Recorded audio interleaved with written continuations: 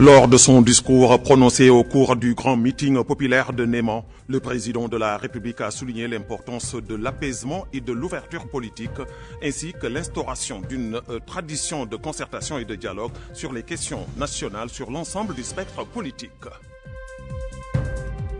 Le ministre de la Culture, des Arts, de la Communication et des Relations avec le Parlement supervise au Palais des Congrès l'ouverture du 2e congrès ordinaire de l'Union mauritanienne de littérature populaire. La commissaire à la sécurité alimentaire inaugure à Kobeni un nouvel entrepôt alimentaire.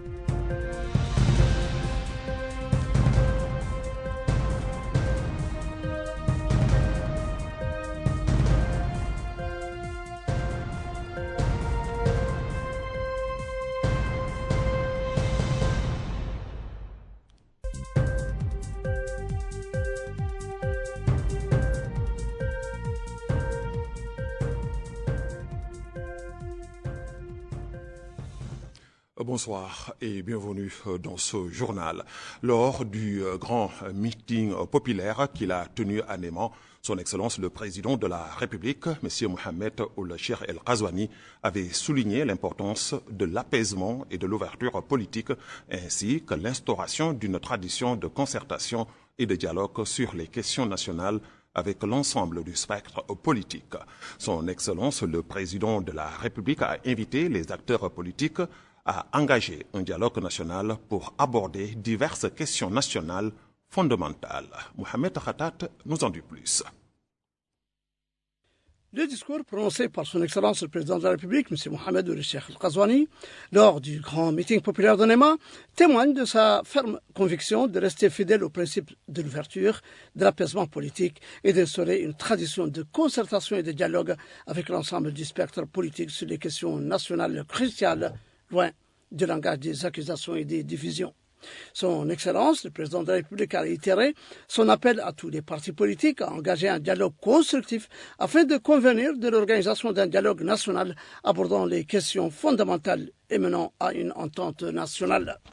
Nos efforts, a-t-il dit, pour développer l'administration et lutter contre la corruption s'améliorent de jour en jour et ils se poursuivent pour consolider l'apaisement politique, lutter contre l'injustice et l'exclusion et à renforcer la cohésion sociale et l'unité nationale. Je suis et j'ai toujours été convaincu que rien ne justifie l'affrontement entre les élites politiques. Leurs programmes sociaux et leurs visions politiques peuvent différer dans l'exercice de la démocratie, mais la divergence d'opinion ne justifie nullement la trahison et la rupture. Nous sommes d'accord que l'intérêt général est prioritaire selon la loi et la religion et que la saine nature le place au-dessus des intérêts personnels, sectoriels et partisans. C'est ce qui m'a poussé à demander aux partis politiques de discuter entre eux afin de s'entendre sur l'organisation d'un dialogue national qui aborderait les grandes questions du pays et qui aboutirait à des ententes nationales sur ces sujets qui concernent le pays et qui sont considérés comme les plus importants pour tous les pays. Et le président de la République de poursuivre. Dans ce cadre, dit-il, j'ai consulté les partis politiques, majorité et opposition, ainsi que les candidats aux dernières élections présidentielles. Ensuite, je les ai convoqués et j'ai nommé un coordinateur chargé de communiquer avec toutes les parties afin de recueillir leurs propositions sur les sujets du dialogue mentionné, les questions qui devraient être abordées, les partis qui y participeront, la méthodologie à suivre pour le succès et les mécanismes de supervision à adopter. J'ai récemment reçu du coordinateur son rapport final sur la phase préparatoire et j'ai bon espoir qu'un maximum de partis politiques participeront à ce dialogue et qu'il aboutira à un consensus sur les grandes questions et réformes afin de renforcer le front intérieur et la cohésion nationale. Son Excellence, le Président de la République, M. Mohamed Ould Cheikh El Ghazouani, a expliqué que les travaux de ce dialogue attendu devaient porter sur la justice nationale, contribuant ainsi au développement de notre expérience démocratique, au renforcement des efforts visant à améliorer la gouvernance, à l'instauration de l'apaisement politique, à la lutte contre l'injustice et l'exclusion et à la promotion de la cohésion sociale et de l'unité nationale.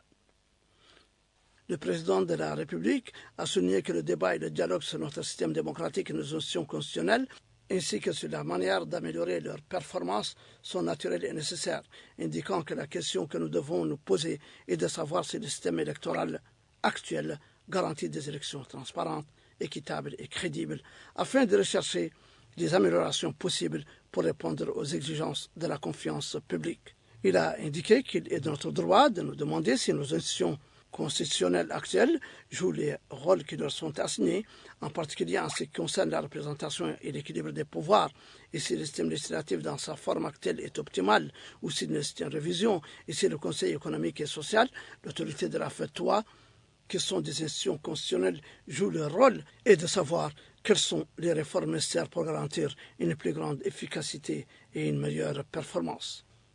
Il a ajouté qu'il convient de revoir les compétences des régions et des municipalités et de se demander si ces niveaux de gouvernance disposent des moyens suffisants et des pouvoirs nécessaires pour réaliser un véritable développement local. Le président de la République a déclaré que l'élite politique et culturelle de notre pays possède un important capital d'idées et de grandes questions qui peuvent être discutées, loin des rumeurs et des tiraillements. Il a souligné que le dialogue en préparation pourrait constituer une opportunité utile pour la fertilisation croisée des idées et des visions et pour la présentation de propositions constructives afin de parvenir à des consensus qui servent notre pays et répondent à ses intérêts. Le président de la République a affirmé qu'il ne ménagerait aucun effort pour le développement de notre pays et pour la création d'un climat propice à des dialogues et des discussions auxquels tous les Mauritaniens participeraient sans exception.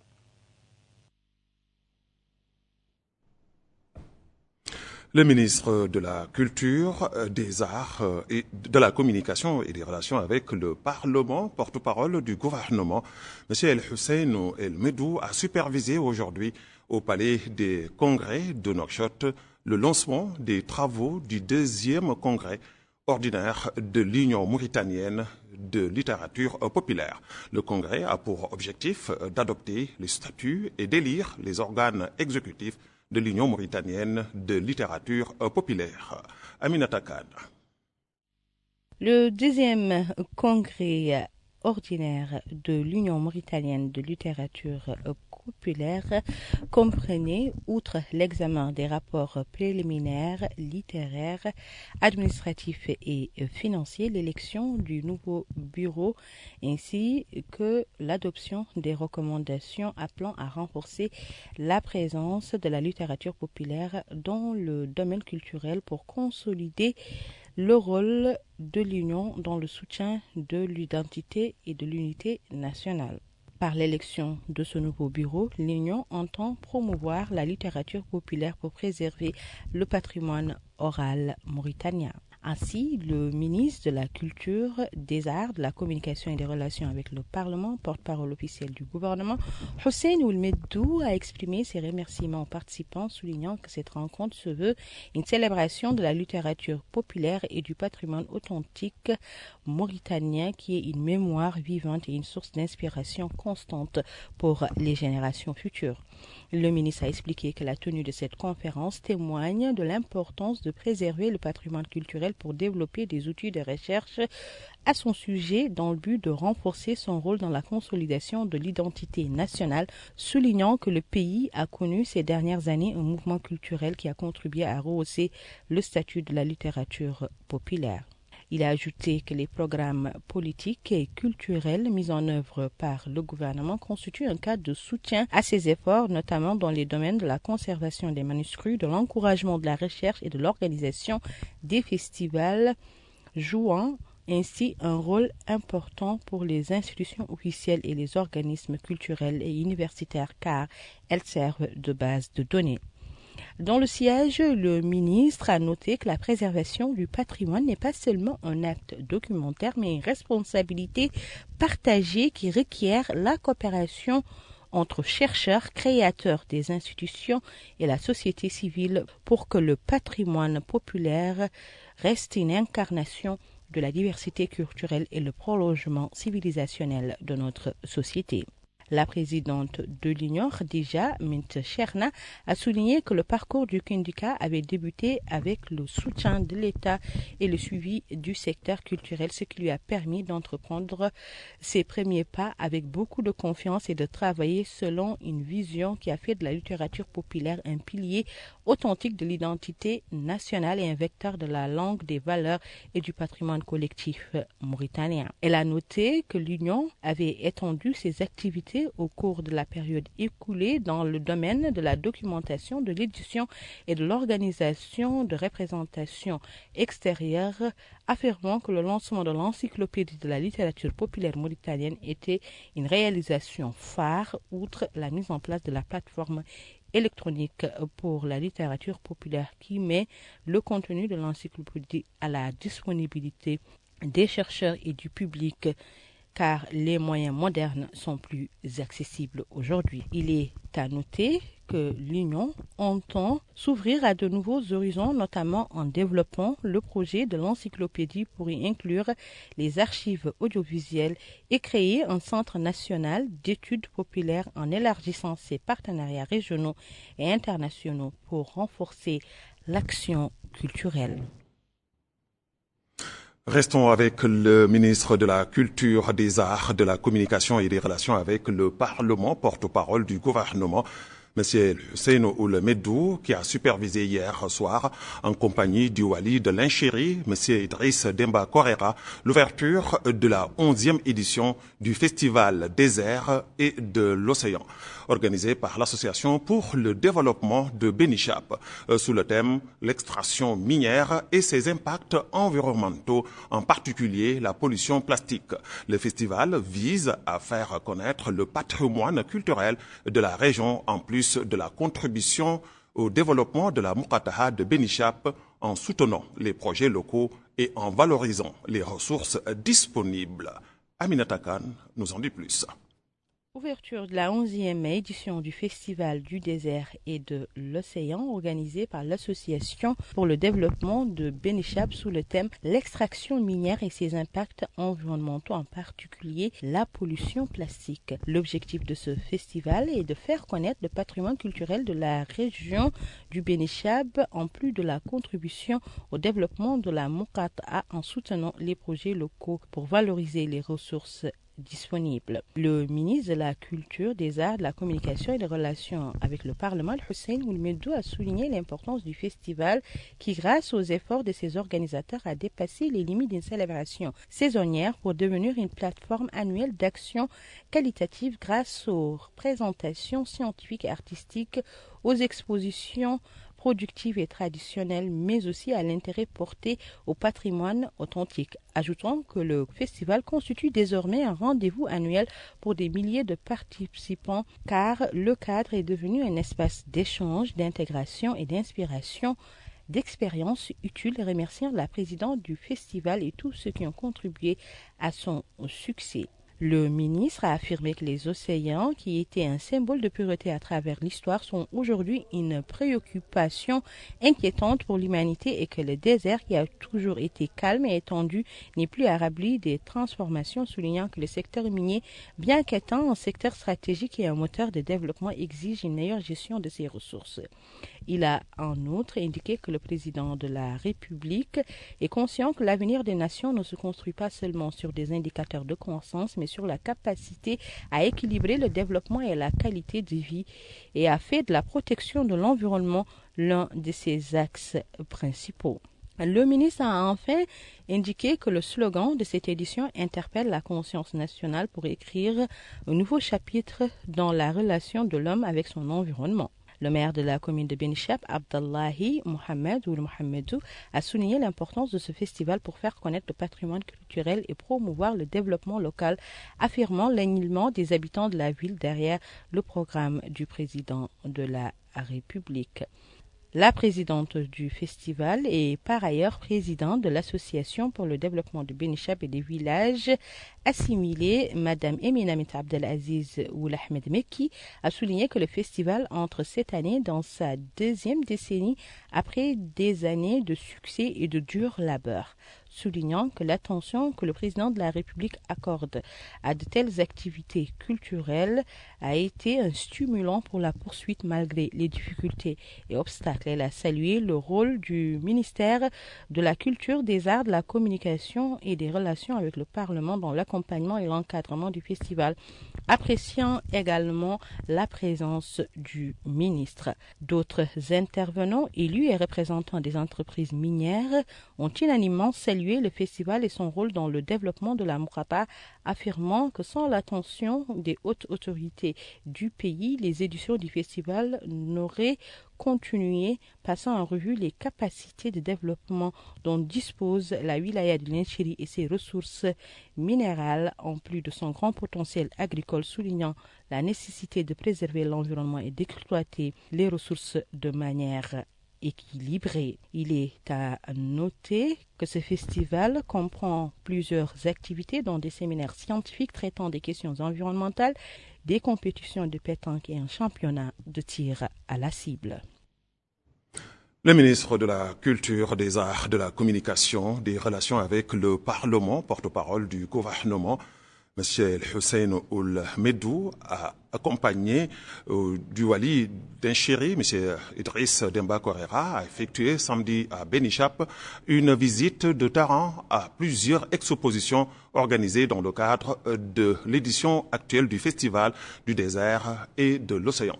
La visite a inclus l'exposition des ougouillas et des manuscrits arabes, de l'artisanat et des produits alimentaires locaux, ainsi que les stands des entreprises industrielles participant à l'exposition, recevant à chacune de ces étapes des explications sur le rôle de ces entités dans la préservation du patrimoine culturel de notre pays, soulignant la nécessité de travailler avec la conservation des manuscrits rares exposés en marge du festival. Ould Meddou a également présidé un colloque scientifique sur l'extraction minière et ses impacts environnementaux, animé par des professeurs spécialisés et des universitaires des secteurs des mines et de l'environnement. Dans un mot prononcé pour la circonstance, il a souligné l'importance de l'harmonisation entre l'exploitation des ressources naturelles et la préservation de l'environnement, appelant les chercheurs et les experts à transformer les recommandations de ce festival en projets concrets qui feront une différence sur le terrain et offriront à nos futures générations un environnement sans qu'elles méritent. La commissaire à la sécurité alimentaire, Madame Fatimetou Mint Khatri, accompagnée du Wali du Hodel Harbi, Monsieur Ahmeda Mamadou Kelly, a effectué samedi une visite dans la Muqataha de Kobeni, au cours de laquelle elle a supervisé l'inauguration d'un nouvel entrepôt du commissariat dans la ville, s'informant des stocks alimentaires destinés aux programmes sociaux de l'État dans la Muqataha. La capacité de stockage de ce nouvel entrepôt atteint 500 tonnes, renforçant ainsi les capacités de stockage du commissariat dans cette ville dans le cadre du programme de renforcement des installations qui comprend la construction de 34 entrepôts dans les différentes wilayas du pays pour atteindre une capacité de stockage totale d'environ 135 000 tonnes. La commissaire a inspecté en compagnie du Wali et de sa délégation les stocks alimentaires alloués aux programmes sociaux de la Muqataha.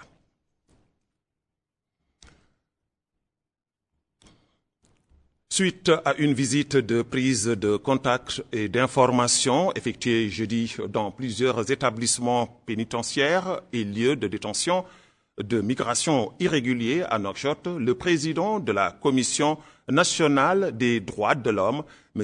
El Bekkay Ould Abdel Malik, a salué l'évolution positive que connaissent les prisons mauritaniennes en matière de sécurité et de surveillance électronique. C'est un compte-rendu d'Aminata Khan. Le président de la Commission nationale des droits de l'homme, Bekay Ould Abdelmalek a poursuivi ses visites au niveau des centres d'incarcération de la capitale. Sur place, le ministre a reçu d'amples explications sur le déroulement et s'est enquis des dispositions mises en place pour améliorer les conditions de détention. En marge de sa visite, le président de la Commission des droits de l'homme a indiqué que ces visites lui ont permis d'avoir des contacts avec des organisations de la société civile concernées par les droits de l'homme et les autorités de la wilaya. Il a indiqué que ces visites s'inscrivent dans le cadre de la stratégie adoptée par la Commission afin de s'informer de la situation des détenus en particulier. Le président a déclaré que les prisons mauritaniennes connaissent une réelle amélioration en matière de sécurité et de surveillance électronique, soulignant que la sécurisation des détenus nécessite de s'appuyer davantage sur la surveillance physique, ce qui garantira une meilleure protection de leurs droits. Le groupe parlementaire pour l'environnement et le développement durable, conduit par le député Le Marabot Ould Tangi, a effectué une visite de terrain sur les sites de Kinroz Tazias, Mauritania, ainsi que sur des sites miniers traditionnels et semi-industriels de la région de Chami, dans le cadre de son contrôle des activités minières et du respect des normes environnementales. Au cours de cette visite, le groupe parlementaire a reçu des explications techniques sur les procédures de sécurité d'utilisation de produits chimiques tels que le cyanure et le mercure, ainsi que sur les mécanismes d'élimination et de traitement des déchets. Le groupe a également inspecté les sites de stockage de matières dangereuses et observé les conditions de travail des employés de l'entreprise et des mineurs artisanaux en prenant connaissance des principaux défis liés à la sécurité environnementale et à l'absence de système de recyclage. La délégation a visité les sites de Royal Goat Mining et de Kend Mining où les entreprises ont présenté leur niveau de production, le pourcentage de travailleurs mauritaniens employés et leur niveau de respect des normes de sécurité. Lors de cette visite, les députés ont souligné la nécessité de réglementer le secteur minier artisanal, de renforcer le contrôle de l'utilisation des produits chimiques et de lancer des projets de développement au profit des communautés locales, tout en insistant sur l'importance de proposer des alternatives sûres aux matériaux utilisés dans le traitement du minerai. À la fin de la visite, le groupe parlementaire a annoncé qu'il préparerait un rapport complet comprenant des recommandations aux autorités concernant la situation environnementale de tous les sites visités. Le wali du Gorgol, M. Mohamed El Hussein Ould Abdi, a présidé hier une réunion du Conseil régional pour l'environnement et le développement durable au siège de la wilaya à Kayedi, consacrée à l'examen de la situation environnementale dans la région au bilan des efforts déployés pour protéger les ressources naturelles. Il s'agit ainsi de renforcer la coordination entre les différents acteurs afin de garantir un développement durable. Les participants ont également discuté de la mise en œuvre de mesures de prévention des incendies mécaniques et manuels qui seront prochainement déployées dans toute la wilaya, notamment dans le secteur d'El Hatb. L'occasion pour le wali de souligner l'importance de la préservation des ressources naturelles et a insisté sur la nécessité d'associer tous les acteurs locaux, y compris les administrations publiques, les institutions gouvernementales, les organisations de la société civile et les habitants aux efforts de protection de l'environnement et de réduction de sa dégradation. La réunion a composé des présentations et des rapports techniques portant sur le plan de prévention des incendies pastoraux et les programmes de réhabilitation des zones dégradées, notamment la pose de clôture pour limiter le pâturage. Le délégué régional à l'environnement, M. Abdallahi Abdel Salem Ahmedi, a présenté les méthodes de préservation de l'environnement et les mécanismes mis en place pour garantir le succès du plan régional de protection et de délégué régional à l'élevage, M. Mohamed Ould Amar, a passé à revue le programme annuel de clôture des terres agricoles et de séparation de ces dernières des zones de pâturage dans le cadre d'un plan visant à protéger l'environnement et à assurer un cadre de vie sûr aux agriculteurs.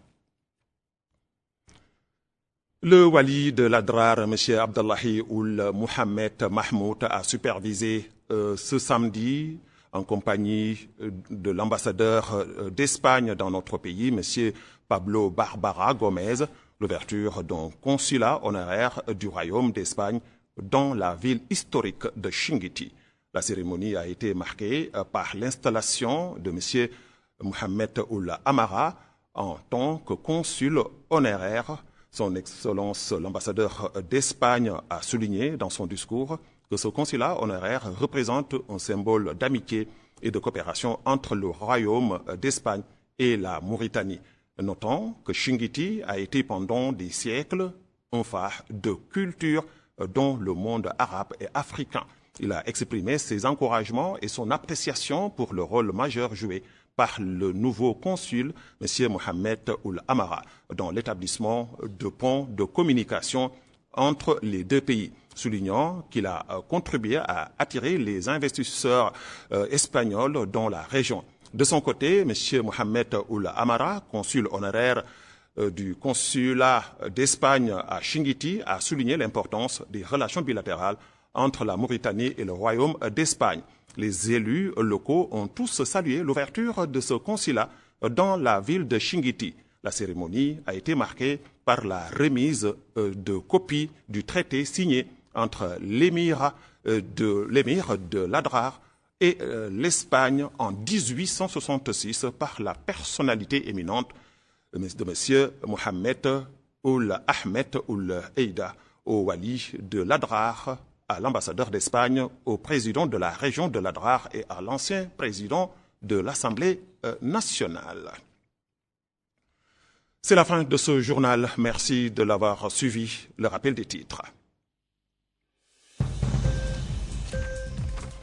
Lors de son discours prononcé au cours du grand meeting populaire de Néma, le président de la République a souligné l'importance de l'apaisement et de l'ouverture politique, ainsi que l'instauration d'une tradition de concertation et de dialogue sur les questions nationales avec l'ensemble des sphères politiques. Le ministre de la Culture, des Arts, de la Communication et des Relations avec le Parlement supervise au Palais des Congrès l'ouverture du 2e congrès ordinaire de l'Union mauritanienne de littérature populaire. La commissaire à la sécurité alimentaire inaugure à Koubeni un nouvel entrepôt alimentaire.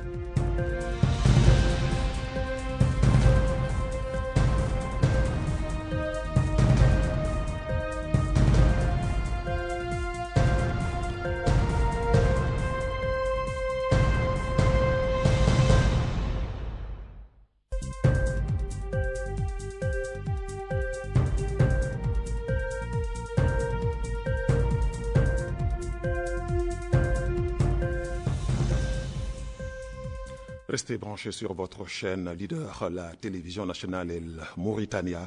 Merci de votre fidélité. Bonsoir.